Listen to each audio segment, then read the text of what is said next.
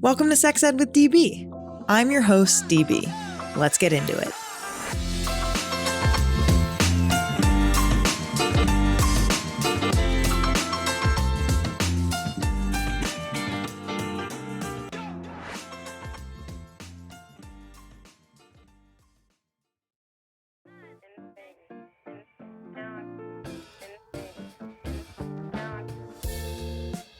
Hello, DB here, your favorite sex educator and pleasure expert.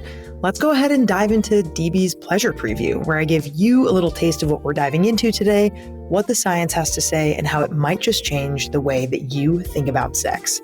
This week, we're chatting with Amy and April of the Shameless Sex podcast, all about blowjobs, for the last episode of season 12. Can't believe that we're here. Don't worry, we will be back in early November for season 13 with even more content and conversations about pleasure. If there's something we haven't covered yet when it comes to pleasure, we want to hear from you about it. Write us a review on Apple Podcasts or comment on this episode on Spotify with your topic ideas. I read them all. I can't wait to read them. So please write in. Would love to hear what you guys want me to talk about. This episode, we're here to break some blowjob myths, especially when it comes to pleasure. Blowjobs can be pleasurable to receive and to give. Whether it's the pleasure of your partner's pleasure, something you get with the help of a toy or some hands, or you're just a giver. Don't let the media tell you that blowjobs are only for fun for whoever is receiving. April and Amy are blowjob experts who have given some really hilarious and educational demonstrations at events. You don't want to miss them. They're fantastic. And they go into why it's actually called a blowjob, on top of giving so many tips on how you can be better at blowjobs right now. We also talk about what it's like to not enjoy giving blowjobs as a trauma response from coercive experiences. We know how unfortunately common this is for people. So if this is something you have experience with and want to avoid that part of the conversation, no worries at all. We have timestamps in the show notes for which part of the episode that you can skip. But if you're looking for a masterclass on blowjobs, from tactics to philosophies to history, this is the episode for you. And hey, if you're a bona fide blowjob historian, please hit me up at sexedwithdb@gmail.com. I would love to hear your trivia and your facts. Now, let's get to this fantastic conversation with April and Amy of Shameless Sex. And be sure to subscribe to their podcast too. Find that link in the show notes.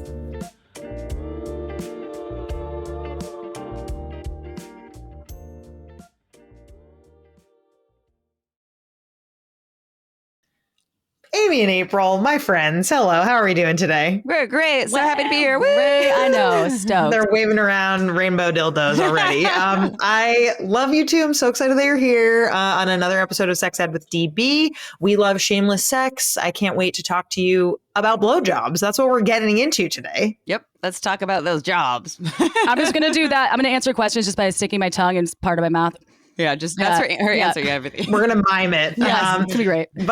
But first, we're going for the quick and dirty blowjobs edition. So this is our rapid fire segment. We get to know our experts with bold questions, honest answers, and a lot of spice in this case. Sometimes it's just enough spice. Today, it's a lot of spice because we're talking directly about blowies here. Blowies. I love that. Blowfish. What's one way that people can experience pleasure giving blowjobs? I would suggest really focusing on the person that you are pleasuring and the pleasure they're receiving or they're experiencing. So it could be the smile on their face, the sounds, the way their body is moving, the maybe the rosiness, and just pay attention to them and be like, I'm making them feel that. And it feels that in itself can turn you on and make you feel also really powerful. Got the power. Yeah. I would say, so for me, I love, as a vulva owner, using my magic wand as I'm sucking the diaka, because then I get like really turned on and I really go deep with it. And because it's about, I love giving, but I also love feeling good while I'm giving. It helps me give more. Oh, I love it. So it's like receive while you're giving, potentially. Yeah, everyone wins. That's good. What is one thing people can do right now to give better blowjobs? Let's see. Right now, I would suggest learning. Go and while you're listening to this episode, but there's so many other episodes on Shameless Sex, probably Sex Ed with DB. Just start to learn. And if you don't have a homegrown cock to practice on, you can get a dildo. You could use a zucchini. I wouldn't use a carrot because if it breaks in your throat, that could be a little dangerous. And start to practice some of the techniques that you're learning. I suggest lubing up your mouth. It helps things go a little bit more in flow. Flavored lubes are great. Uber lube, like silicone lube is great. But lubing up, I have chronic dry mouth, so it helps. But it also, even if I didn't, I still would use some lube. Oh, yeah. So we got practice plus lube equals an Pleasure. excellent Yeah. blowjob. Yeah. What's the number one thing that porn gets wrong about blowjobs? Let's see. I think a lot of what porn is doing blowjobs is not all porn, but oftentimes you see blowjobs as looking more like face fucking, where the person that's actually doing the giving isn't in their power, isn't in control, and it's and so we could talk about on the show the difference between face fucking and blowjobs, but I think it can really show more of it being this like victimize is not the right word. What am I saying? Objectifying experience as opposed to an empowering one. I think the cock doesn't always have to be hard. So if sometimes most of the time in porn, when there are blowjobs happening, you don't see a soft cock. And rarely. You could feel, even if you're the penis owner receiving, that something's wrong with you. If you're getting some blowjob action, a blowy, as Danielle called it, and a blow pop. Yes, a blow pop, and that's okay. And as a giver, to embrace the soft cock when that happens, and it helps the receiver. Feel much. comfortable. Yeah. Love it. You guys are just we're going in head first, no pun intended, actually, surprisingly. But our last quick and dirty question is an easy one. Is deep throating necessary for a pleasurable blowjob? No.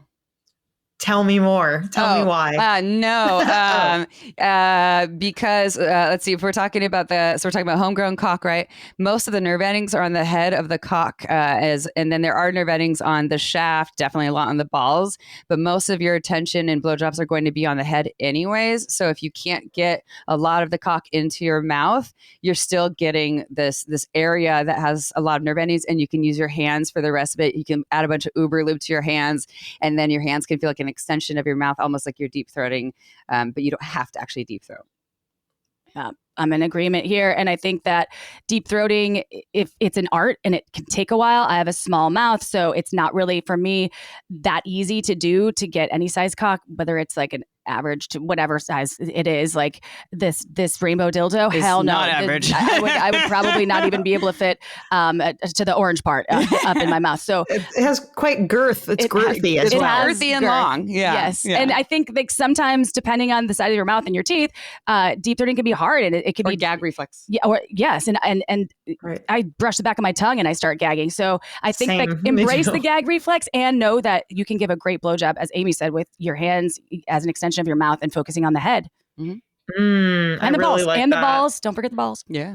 Yes. I feel like also, like, maybe we can get into this in a bit, but like spit is very underrated. Like spitting on a cock, or like, spitting basically to indicate like, oh, like I'm into this, like I'm going to spit on you. Like, I feel like that can add to the experience, and that doesn't even have to do with putting the thing in your mouth. Like it doesn't have to do with it at all. And on the deep throat note, if you are a deep throating person, deep throating produces more saliva, because when there's something in the back of your throat, your body's like, I'm going to choke. Here's more saliva. So if your mouth is dry and you are open to deep throating, if you start to deep throat, you'll get more of that spit action on the cock. Slurpee stick shift. Slurpee stick shift. That's a technique. That's actually not what that is. That is. We had a technique that we called. We created. Well, you did. I just was like endorsing it because I love it. It's hilarious. Could you tell me what it means? I have yet to master it. Amy did it on. We taught a workshop in LA. And it was fantastic. And I pretended that I had the rainbow cock on, as my cock, and I was sucking her cock in front stage.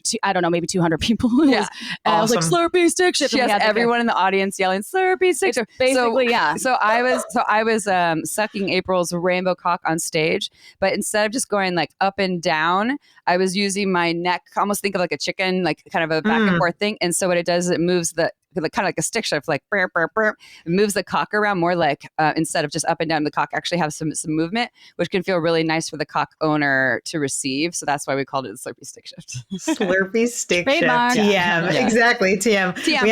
We have to send that. We're gonna send get that through. website, slurpystickshift.com. I love that. Okay, so that was the quick and dirty. I again, like I said, love you guys. You guys are you have a book. You have hundreds of podcast episodes. You have so much experience, and you also talk openly about your own experiences with sex, which I think is what so many of your audience members and what my listeners too really adore and really love that you're so open. So I wonder, first and foremost, do you both enjoy giving blowjobs? Why or why not? Hell yeah. Pause for effect. Yes, yeah. It's interesting because my history, like when I first started sucking cock, and actually, can I just say this about blowjobs really quickly? Danielle, do you know why it's called a job? Tell me. Okay. So I don't know if this is absolutely true because it doesn't make sense, right? A lot of people are like, and especially if a lot of people don't like blowjobs and then you have the word job in it, like, of course you don't like it because you think that it's something you need to do. Some of us love our jobs, but it's not always something we want it to have as a job. So, and then also we're not blowing, right? Whereas more like Correct. Sucking, licking, stroking. And so I Googled this. So I don't know how true this is, but so during the Victorian era and before, oral sex actually really wasn't a thing, probably more for sanitary reasons, but it was a thing that you paid for. You didn't do it at home with your spouse. And so you would pay a sex worker for this job where they would do oral on you, hence the name blowjob. And it's about blowing your load is the blow part. I don't know if this is true. I think that is true. I feel like we had an expert on one of our shows that mentioned that. Yeah. Good memory and way to Google. Well, say this. Say this a lot. And then, we will still use the term blowjob so everyone knows.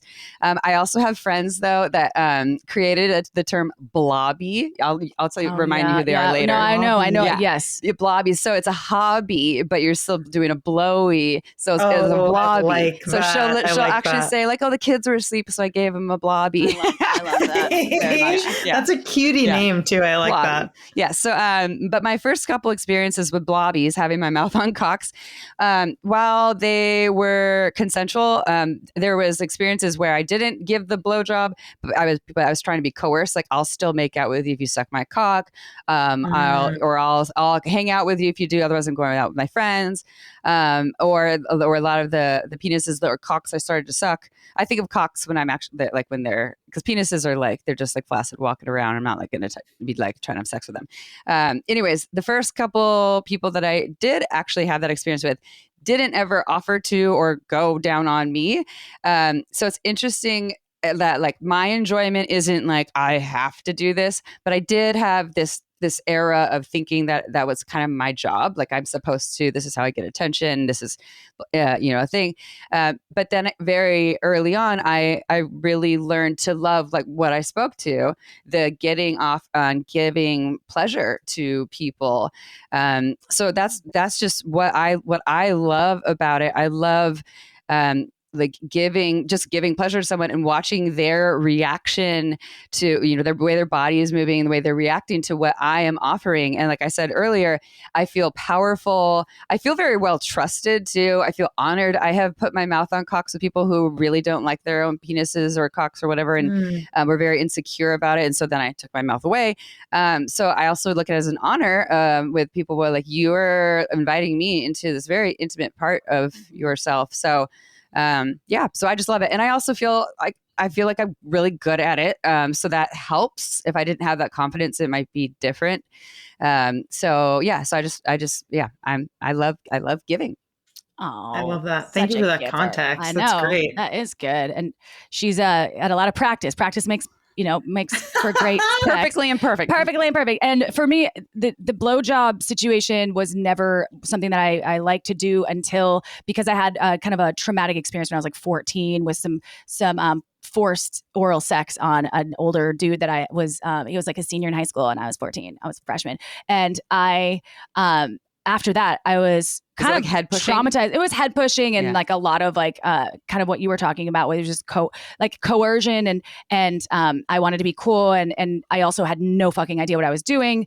I talked about the small mouthpiece. I'm sure when I was 14, it was even smaller. So that was probably even harder. So it was something that I really avoided. And it wasn't oral altogether. I was a receiver of a lot of oral, but giving blowjobs was not my thing until I was married and there was some blowjob action, but not a lot. I still have only, I've never swallowed cum. I've only had it in my mouth maybe 4 times, but now with the partner I have, there's a lot of trust and I love it. Like I've sort of formed a new neural pathway to oral and the trust is there and I love it. It turns me on now, especially using that vibrator, like using my magic wand during me giving oral. It makes it more exciting for me. I used to hate watching oral scenes in porn. Now I actually enjoy them more. I've taken back the power from my experience, however many years ago that was. And now it's reframed and I really enjoy it. And I actually ask for it a lot. Like, can I please suck your cock? Yeah. I'm like, let me suck your cock. That's just hot to say too. It's changed. Okay.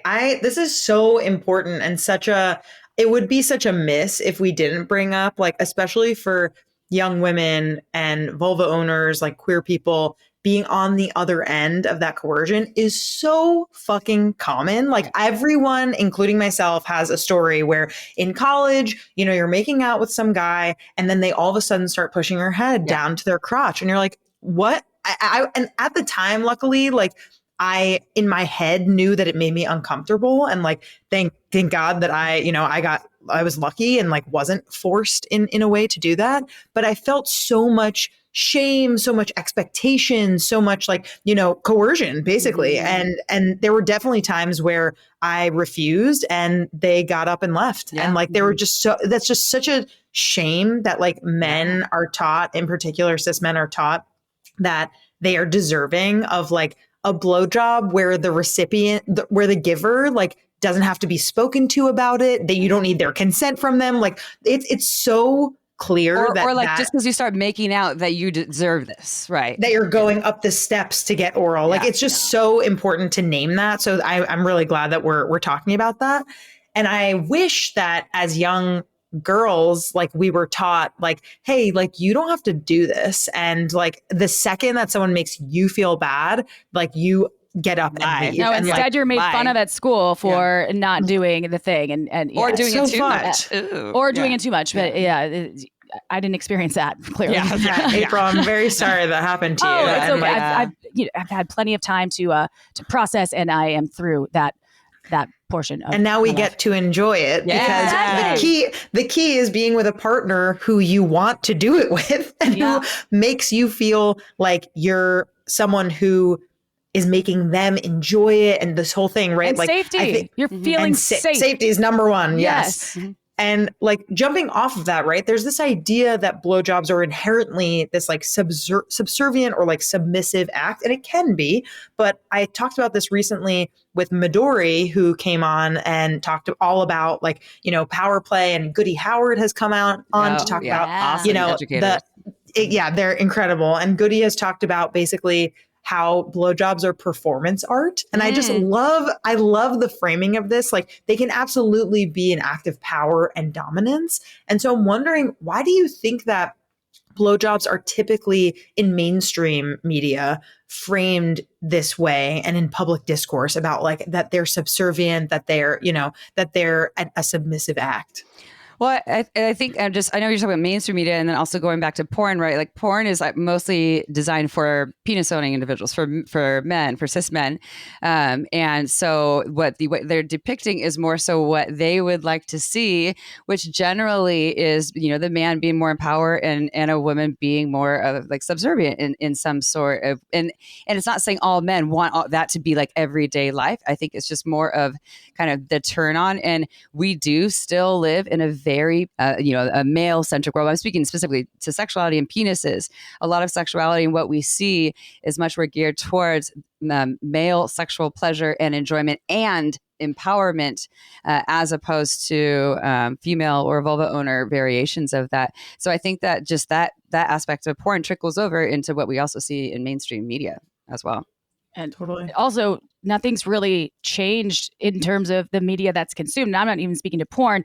Even when you watch movies, right? It's just even Netflix movies, where it's just depicted as something that is expected of women to do in a relationship, like right away. And if you get any like behind the scenes conversations with dudes, they're just like, oh yeah, she sucks good dick. And it's like the rhetoric hasn't shifted, and neither has the content. It's not it has, maybe not all of it. I'm not trying to generalize, but I guess I just did. It's still very common to portray that subservient dynamic in film, and whether it's in porn or not. And porn's one thing, because you can now, there's so many different categories you can shift away from. You can look at all, cunnilingus or all anal, where there's, no penises being. If I were empowered porn, like Erica Lust, right? The porn she does. Yeah. And there's also, we're sexualized beings as women. We're that's sort of how it is. It's shifting slowly because there's education and people want to learn, and they're hungry for, I don't have to do that. But I know for a fact, because I have stepdaughters that are much younger than me, obviously, and that it was something that is very common for boys to expect in high school, and for the girl to actually get clout or be someone cool, that is expected. And I don't know the whys. Maybe it's the Victorian thing again. Maybe that's coming back. Well, maybe it's some kind of, I don't know. There's a book. So we haven't had her on the show yet, and I really want to get her on the show. Peggy Orenstein, who wrote Girls and Sex.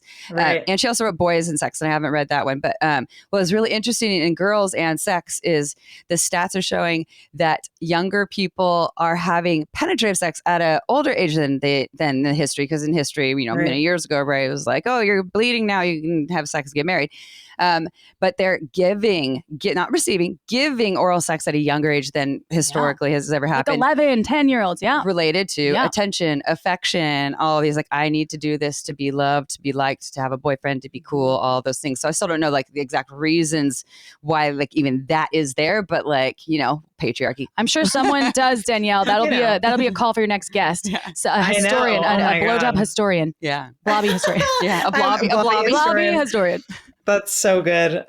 Yeah, dude. I mean, it's with the Peggy Orenstein stuff too. Did you read her semi-recent New York Times article that was about choking? It was about teens choking each other more and more. And that's another way that like girls are being shown to be subservient, right? Like we're kind of repackaging patriarchy and misogyny in these other ways. And yet there's the flip side of that though, when subservientness from women and girls is actually desired, right? Mm-hmm. Like when we're listening to like audio erotica that's written by women and queer people, and they are centering women in a BDSM scene where the woman is subservient, it's because she's choosing to be there. Like it's all about choice and consent and freedom to make the decision that you want to make from an empowered lens, 100%. Right? Yep. Mm-hmm. Yeah. Mm-hmm. Yeah. So back in 2020, so 5 years ago, you all had comedian Nick Scopes on to talk about trouble orgasming from blowjobs. Mm-hmm. So I want to talk about this, right? Like this is a thing that's often misunderstood in kind of typical conversations around blowjobs.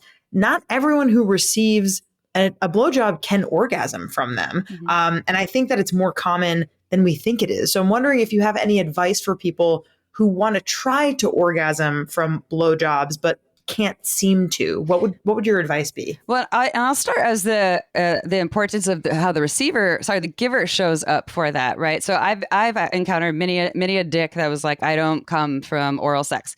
In my mind, I'm like, I will break you, but that does come up. But I also in my mind say, but also Amy, be realistic, right? You as good as you can be or whatever. This is a different body, and so as the giver, not showing up with, even if you have that thought in your head, with that energy or those actions or those goals to try to make the person who's saying, this is hard for me or I don't do this, do the thing as much as you want to, because they're going to feel that energy. Just like for me as a pussy owner, if someone's going down on me and I'm like, hey, it's really hard for me to have orgasms from oral sex, and they're like, oh, I'm going to make you, or I'm really good at this, or I can feel the energy. A lot of pressure. It blocks me even more. So I think that's just a really important thing for the receiver. making sure that the people you're receiving from are not showing up with that energy. And if they are, having a conversation with them about that, right? Like, hey, I love that you really want to pleasure me. And I love that you really want to help me have an orgasm.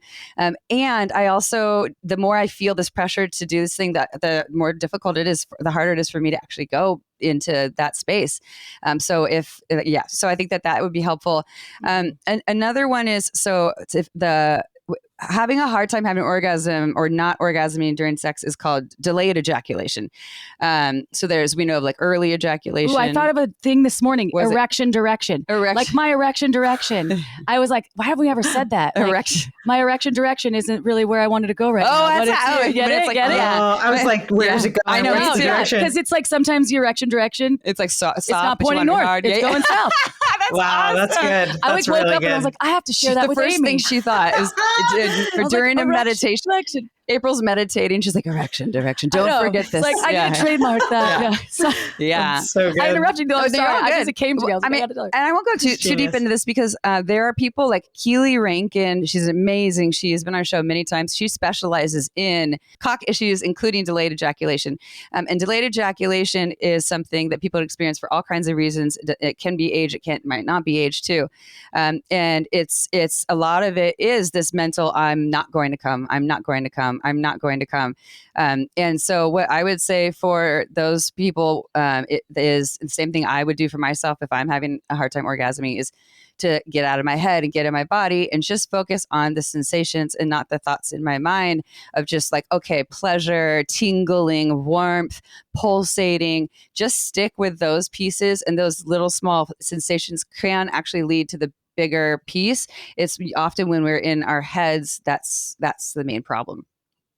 Mm-hmm. I totally agree. And I think, look, some of these cases that I know there's some lack of ejaculation that can happen if you take certain erectile pills, right? Sometimes the erection's there too, right? And SSRIs. And so you can sometimes have no erections, but like maybe you're getting hard as a rock and you're enjoying yourself, but like maybe I would say like feel into your body, like Amy said, right? And if you are taking, like, we don't have studies on this. We don't know how many folks, but I know it is more difficult to ejaculate. And a lot of folks are just wanting that erection direction to be north. So they will pop a Viagra, or there's now this Blue Munch or whatever. It's like something that I've seen like 18 commercials for in the last 2 weeks. That's a dick pill? It's a new dick pill. Chew on it, Blue Chew. Thank you. Does it make your mouth blue like a Smurf? I don't know. I hope so. But the dudes chew on it, so I don't know. It probably hits you faster if you chew Maybe. it. What if they start snorting it? You're like, okay, bro.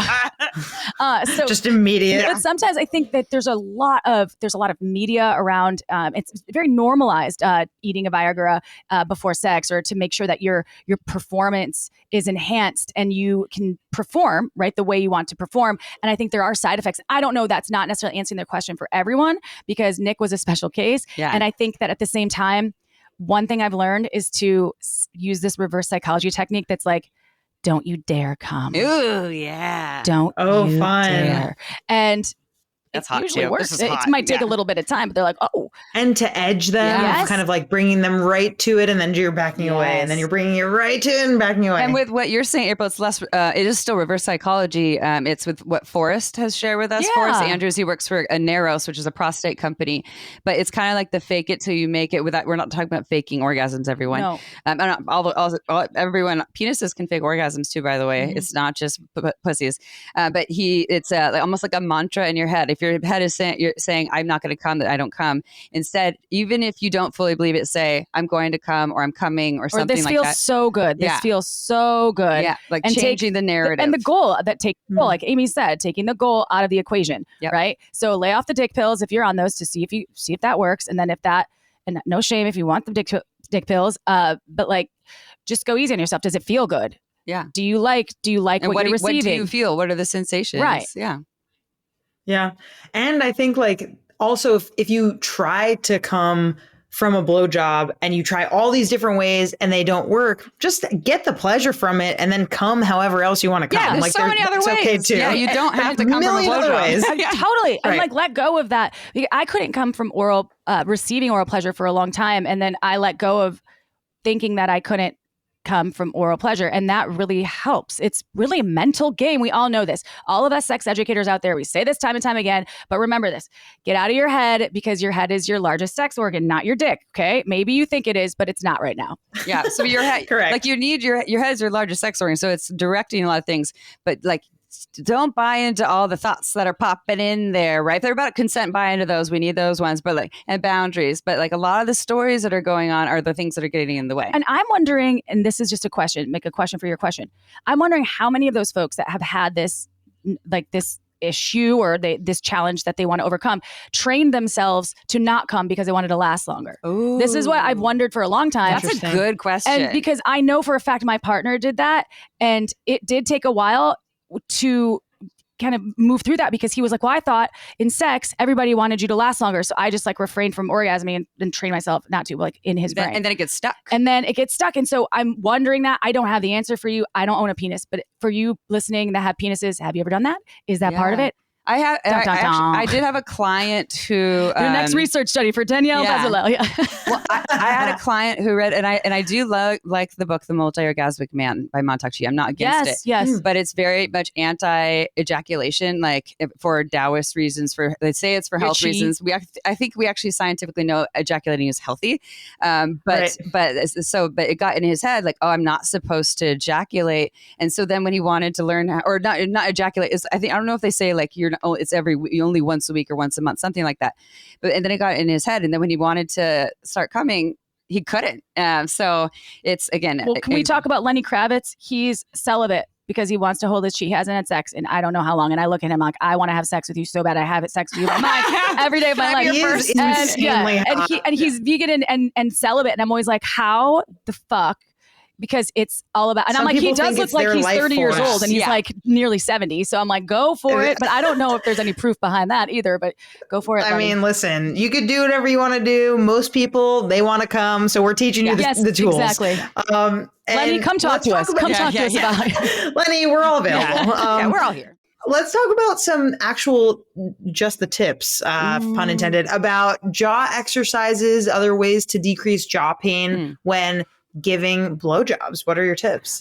So I actually don't even do this. I do have like I don't know if it's TMJ, one side pops. Click, me too. Yeah. My left side too. Yeah. It's so annoying. And I'm like, is that related to some of the hearing loss and the ringing I have in the ear? Grinding at night or something. I mean, I don't think so. My dentist says, anyways, blah blah blah. And so I don't really have an issue with this part, but I know a lot of people do. Like April talked about having a small jaw. TMJ is a thing, so I don't have to do this. But one thing that I would think about, well, there's two things. I don't know if anyone meditates around here, but if you have a lot of guided meditation, say relax your shoulders, but relaxing your jaw. Is so like you're just like it almost like not that your jaw just drops open, it's just slack a little bit, like you're not holding spaciousness anything between your teeth. Yes, yeah. It's like letting your jaw relax before, and then this other thing that just came to me. So I don't know if it would work, but maybe we should try it. When April and I read the audio book for Shameless Sex, the book, they would have us do these exercises where I'm actually doing it. If you watch the video, I'll do it right now. So I'm talking to Danielle right now, moving my mouth like crazy, but it doesn't even sound also, I'm doing like this take necessarily. Your tongue like and stick it out totally deep, totally deep. And then also a yawning kind of opens things up. That's like another kind of deep throat. And then trick. You go me. Yeah, we didn't really do that, but just moving. I actually did. But moving things around, relaxing beforehand. Breath is always a big part of everything related to sex. If you're trying to relax parts of your body or your mind, I'll end mine with that. Yeah, that's good. I've actually used vibrators are great for. She loves back to the vibrator. I can't help it. It's so great. I don't know what I did before I didn't. What did I do when I didn't have vibrators? Like, which I was were you even 20, alive? I don't even. No, I didn't get my first vibrator until I was like 23. Yeah, I got divorced. So I know. So it was. I used my vibrator on my. I definitely have that bone. I don't know what it is next to your tragus, I think, on your ear. It's like a bone that's right there. I don't know what it is, part of your jawbone, but it gets sore, and also temples, and it's all it's all connected. So Connected. I use a vibrator. I've used the Theragun before, and that like that's nearly strong. bruised me. Yeah. I was like, April, that was really not It's smart. gonna like blow out your And so- ears too. And so I was like, I'm gonna try the magic wand, the littler one, like the mini. Oh yeah, mini. Not the micro, but the mini, and that has like their lowest function. That helps like kind of prep and like soften the tissues, and obviously relaxation is a huge key part of it. And if you're not comfortable, because it also could be maybe you get neck pain. It's all connected, right? It's not necessarily something that you can always work through. So sometimes you might have clenched your teeth at night. I had to wear retainers when I was little, and I was taught to clench my teeth at night. I've had to retrain my entire system to not do that, because I think that's why I have the lockjaw situation that I have. And so try some release techniques like that, like what Amy said, and then try your vibrator before. And then if you're not comfortable doing it, don't do it. Right? Like don't do something because you feel like you have to. If it doesn't feel good, if the position's uncomfortable, change the position. Or you use your hands. You're just tired of that dick in your mouth. Yeah. Get the dick out of your mouth, Yeah. you know? Lovingly. Right. Try the balls. See if the balls are easier to put in there. Ooh, depends on the size of the balls. My partner's balls, Your partner's impossible. balls would not fit Oh, in the mouth. Maybe Oh my one on a God. good day. Oh, that's so good. I mean, okay, the final question we have here before we build our sex toy team is what could you set the scene for like a new way that someone tonight can try to give a blowjob to their partner? Like walk us through like what the scene looks like. How are you prepping? You know, how are you prepping the room? What are you doing when you start to go down? What are you doing with your hands? What kinds of eye contact is there? Is there dirty talk? Is there humming? Like walk me through a scenario here. I'm going to take the twist on this as because you said new way, so I'm going to take a twist as if this is like someone you've already sucked this dick and you want to do it in a new way. So in terms of newness, I would do it in a new location, maybe that's in the same room or position, right? So if your partner's just laying on their back on the bed, maybe they're standing, maybe they're sitting in a chair, maybe you're not in that room, maybe you're in a different room. If you're in the car, be careful, you can get in trouble for that in public. Maybe you're in nature, you know, so trying to switch that up because humans love newness. I think we often think of like vulva owners need a lot more warm up. And maybe that's true for a lot of penis owners that they're like, just get to my cock, I'm fine. But a lot of penis owners have not experienced a lot of the other warm up foreplay that involves all over the body before the cock, which can also be like a tease. Or when you start to go to the cock, you go really, really soft and slow before you start to move fast and hard. So again, if you're, like my partner likes fast and hard, I just know this. Try something new, or if this is a brand new cock, I think starting slow and soft is a great way because it helps to build bigger sensation because you're not just jumping right to like the full speed. As you say, and I think about this all the time, go slow and then go slower than slow. And we came up with that tagline because April and I move really fast, so we need to practice that all the time, right? That's like our own mantra. It does work though, especially with oral. Yeah. It does work. Yeah. And then, and of course, adding lube. If you've never tried flavored lubes, we love the Wicked Central Care line. We love salted caramel, yum, yum. You can get some coconut oil. They have coconut oil ones. Yeah, coconut flavor, all vanilla. I use some, and I found a hair in mine for cooking, and I was like, "Damn it, I gotta not commingle these things anymore." Actual coconut oil. Oh, I see. From the kitchen. I thought you said is their. And then I like put it back, and then I was like cooking. I was like, "Oh no, that's not okay." So maybe get two separate. Yes, I know. I'm like, that's not tasty. Or Uber lube if you don't want something flavored.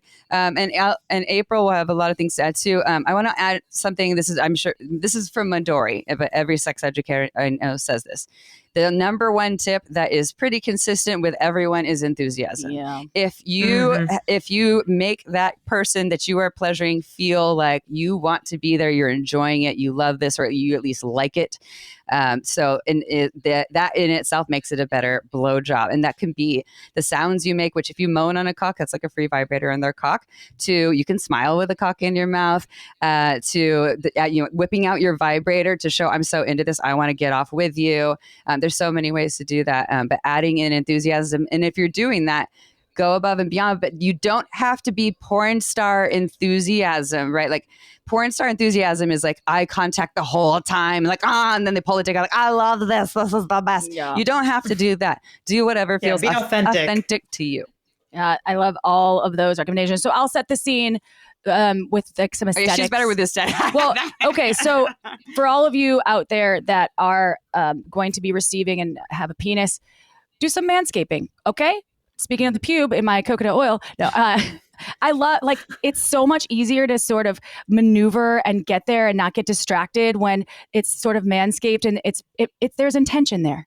There's intention. Mm-hmm. So you're going in with intention, and then that's you. Okay. That's the receiver. So for the givers, that's just one piece. For the receivers, there'll be more. For the givers, I would say, kind of like throw out some, these are for people, and hopefully it's for someone that you're partnered with or partnered with for, I don't care how long, but like talk about, I can't wait to suck your cock. I can't wait to get you home. I'm at work and all I can think about is your juicy, yummy dick. And for the receivers, I'd be like, yeah, wow, this is exciting. I'm manscaped, babe. I'm ready for you.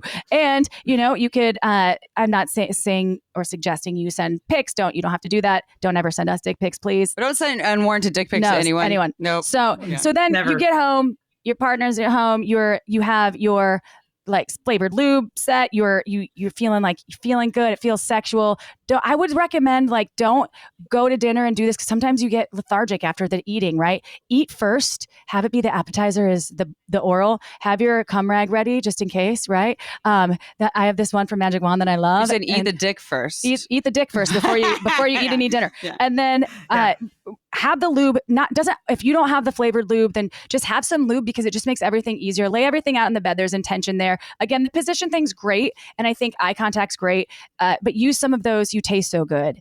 I have been looking forward to this all day. That's going to draw out this like psychological excitement. Yes. And then also during the playtime, you got to really don't get too toothy. Put those lips around the teeth and remember to use the hands. I love when I'm giving head, I use a lot of HJ action before. So I prep the cock. So I could feel, that little, like the main vein, I call it, where you can feel it kind of like, you can feel it twinkling or pulsing, yes. And I'm like, oh, this is happening. So then you can kind of go in, squirt some lube. I stop all the time, put lube in my mouth, and then keep going. And I also don't forget about the balls, stroke. It doesn't have to always be about the mouth. Don't focus your energy just on one part all the time and the slow part, but then speed it up and be rhythmic. Right? Use a rhythm.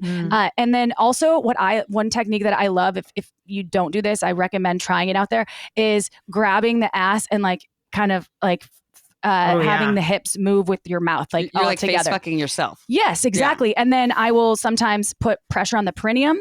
Not with these nails right now, but I have a technique for that. We got some wicked nails. Cynthia Erivo nails going on. I know. So these are not good for lesbian play. Good weapons. I know. So they're good. They're good weapons, and not good for anal. But when I don't have nails, and you can also use like a glove with a cotton ball. We've learned, but at the tip of it. Perineum pressure is so fun, and it adds a little extra element. And I really love that like technique of the hips because it usually works to a great advantage. And if you don't feel like having jizz in the mouth or you want to continue to play, I always ask, like, tell me before you're going to come.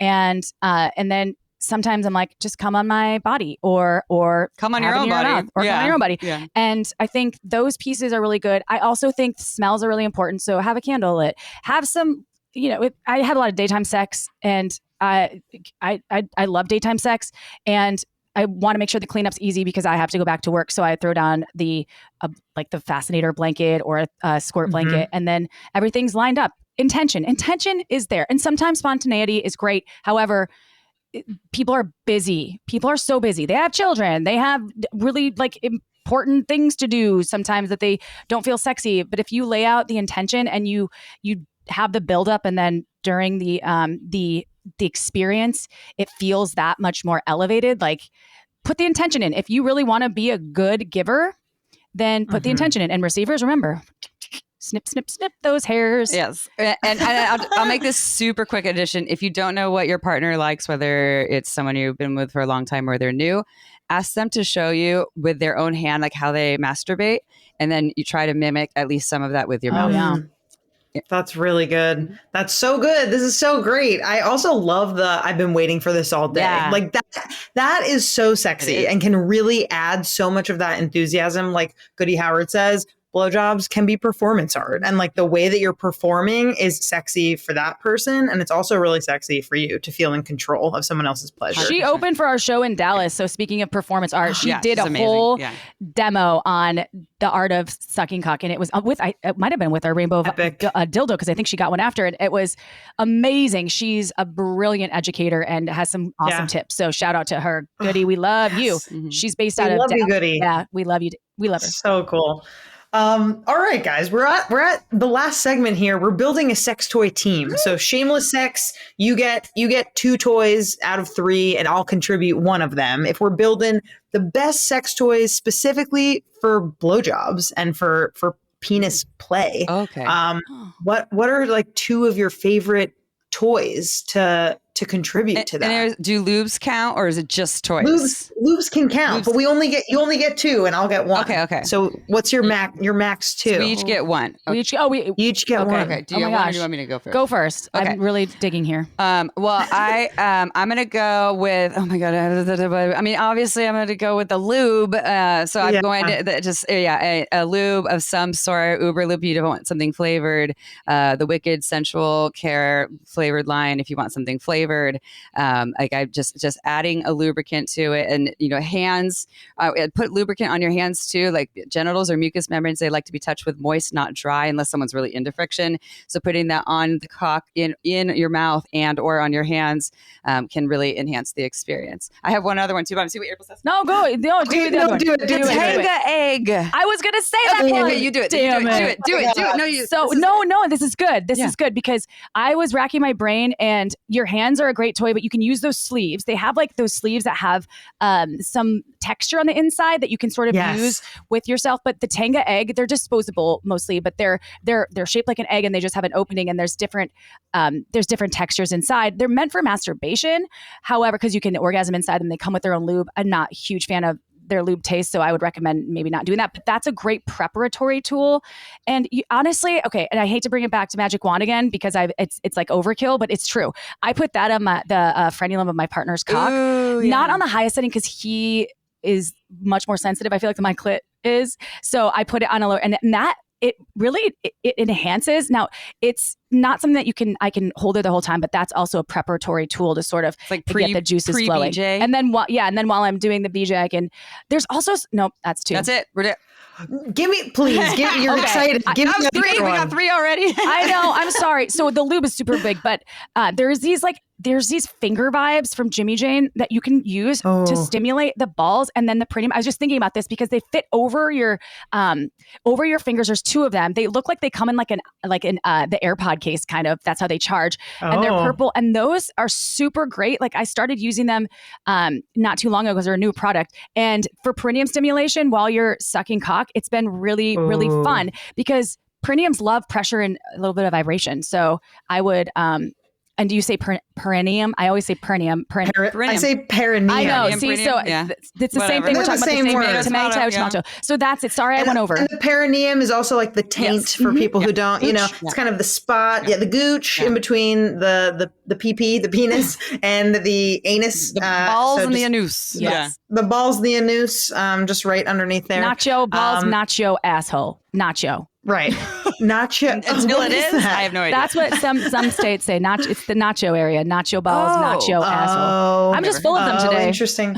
You really are. We got to write some of these down. Okay. The last one that I'll contribute is a silicone cock ring because I think that could be kind of interesting to add potential pressure. I can't believe I didn't think of that. Dang it. That's why we're a team. That's why we're a team. That's a good one. But could constrict, also has that vibration, could be really fun also, depending on where you put it, to have that vibration on your mouth. Make sure it's stretchy because look, it has to be stretchy. There is a thing, and don't buy titanium because it's hard to get off at the ER. I have a ER doctor friend. Super experienced people. So do not, and then you need to get those size. So vibrating cock rings. Yes. Okay. Yes. But that's a great recommendation. Yes. It helps you enhance your erection direction. Oh, going north.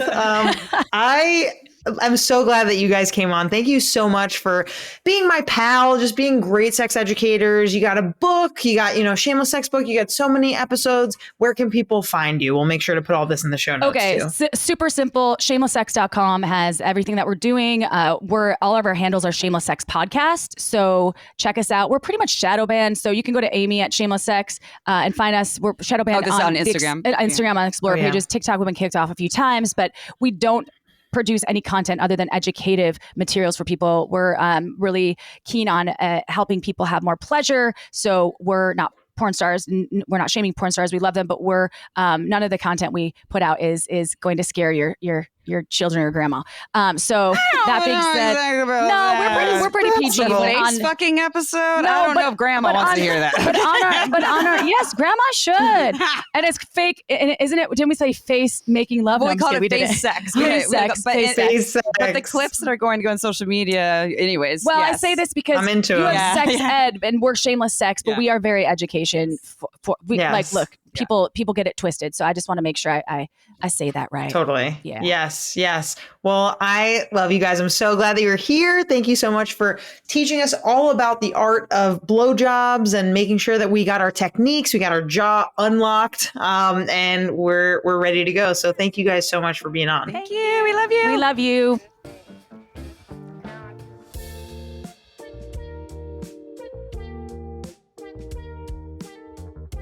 And welcome to the last Afterglow of the season, where we wind things down, reflect on big takeaways, and leave you with one juicy thing to try, think about, or explore before next week. This conversation with Amy and April from Shameless Sex was so much fun. As you heard, we were laughing a lot, we were giggling, there was a lot of good times, and they're just such funny, brilliant guests.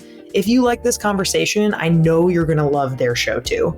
TLDR, blowjobs can be pleasurable for all types of people, givers and receivers, but blowjobs can also be less pleasurable for some people than porn and common social narratives like to suggest. What matters here is being real with yourself and with your partner. Do you enjoy the act of a blowjob, no matter which role you're playing? Don't focus on what you should be feeling. Focus on what you are feeling.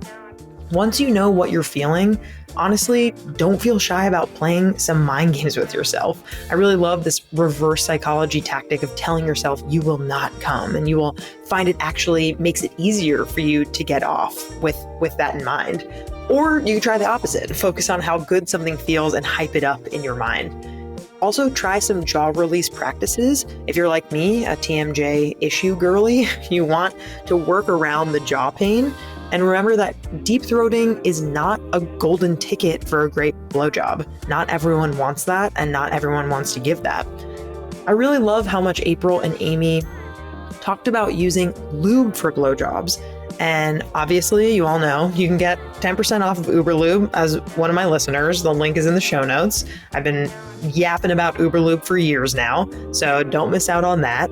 And of course, same goes for the magic wand, another underrated tool that can make blowjobs more enjoyable for everyone. And again, as always, find that link in the show notes for 15% off if you're into it. And here is the last pleasure practice of the week of the season. Practice.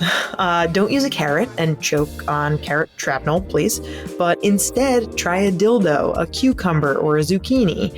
I think even straight cis men could benefit from practicing. There are plenty of women with penises, and you might just be surprised what you enjoy. So just open up your mind. When you practice, don't focus on being good at giving head. Focus on what gives you pleasure in giving it. Thank you so much for listening. I love y'all so much. Stay tuned for some fun bonus episodes coming in the coming weeks. And we have a new season coming out real soon. So can't wait to see you then. Love you. Talk to you soon. Bye.